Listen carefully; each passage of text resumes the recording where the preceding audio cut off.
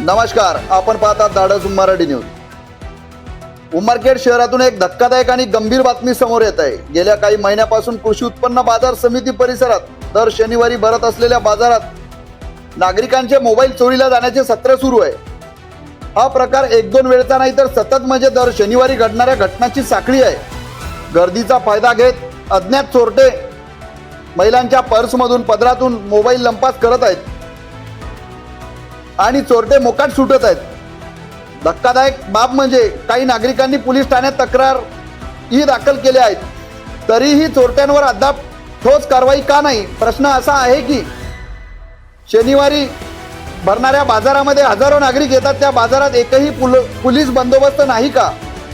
आज मोबाईल चोरी, उद्या महिलांच्या दागिन्यावर गल्लाही मारू शकतात। परवा एखादी मोठी घटना घडल्यानंतर जबाबदार कोण?